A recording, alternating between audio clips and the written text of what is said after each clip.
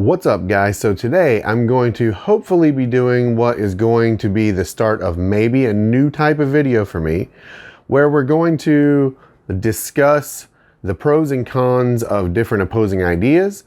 And before I start this video, I just want to say that none of these are meant to be arguments or to start arguments. In today's episode, we are going to be talking about front wheel drive versus rear wheel drive, but keep in mind, I have owned 240SXs and loved them.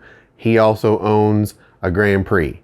So this isn't a argument sort of a situation. This is more just a lighthearted, good-spirited debate. So let's keep the comment section the same way if we can, but let's get into it.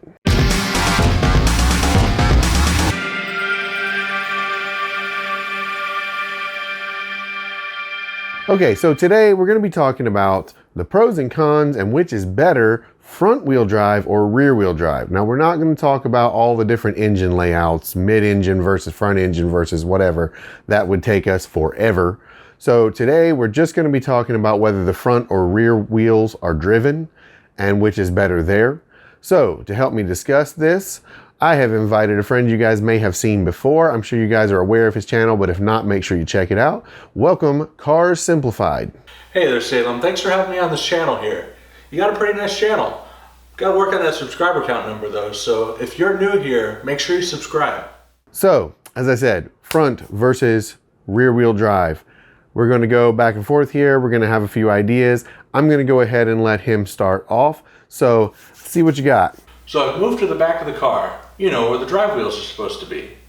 Anyway, you know that awesome feeling when you're flooring it and horsepower has you plastered to the back of your seat? Well, all that weight is also being shifted to the rear wheels, and it's helping those rear wheels grip so you can get that plastered in the seat feeling even stronger. True, in the drive, when you need to shift weight onto the drive wheels, rear wheel drive is better. But what if you live in one of those terrible places where it snows all the time? Maybe you're familiar with one of those. They're awful, but when you have front wheel drive, the weight's already over the drive wheels, and that means the better traction in the snow, ice, and in bad weather. Alright, so when you don't want to be sliding around, sure, you do have the better layout. But what about when you do want to be sliding around? Rear wheel drive, best layout for drifting.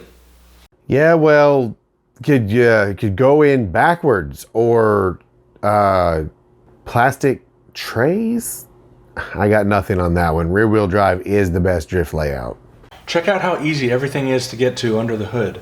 I'm touching 2 spark plugs right now on either side of the engine. I don't have to reach way back in here to get to it. The serpentine belt isn't even squashed up against a wheel well. I have so much room for a twin turbo setup in here. Wait, what was that? I heard twin turbo GTO and I lost my train of thought. What were we talking about again? True, you got a lot of room under the hood where no one rides, but what about on the inside?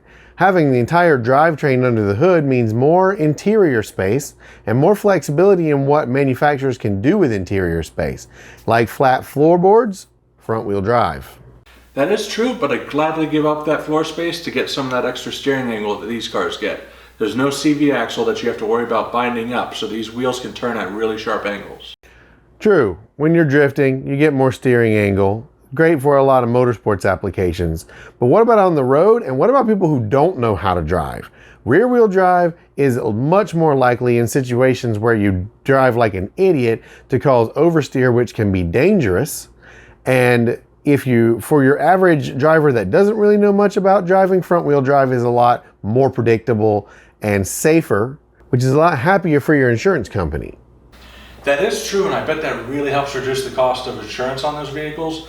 But if you're looking for the ultimate in driving performance, you need your wheels separated into steering wheels and drive wheels. That way you can set up the front ones to do one thing and the rear ones to do something else. If you're trying to accelerate out of a corner, your front wheels are going to do most of the work steering where the car is going, and the rear wheels are going to do all the acceleration work. Tires only have so much traction to give, and splitting up the workload like that really helps prevent 1 or 2 tires from being overworked. True, rear wheel drive cars are generally more balanced. But what about overall weight? All that extra drive shaft, rear end stuff really runs the weight of a vehicle up compared to the front wheel drive counterpart. Overall, the front wheel drive being much more compact drivetrain wise and having everything so close together can actually result in a lighter weight overall package. Okay, so I'd like to thank Cars Simplified for being on the channel and helping out with this little discussion. Let me know down in the comments what you think, whether we missed any points or which particular platform you like better. And make sure you go over to Cars Simplified's channel and check them out if you haven't already. We did a collab together, including also 802 Garage not too long ago for his channel, and I will link that down in the description if anyone wants to go check that out. It was a discussion on whether or not to turn or replace brake rotors, so that would be a good one to check out too.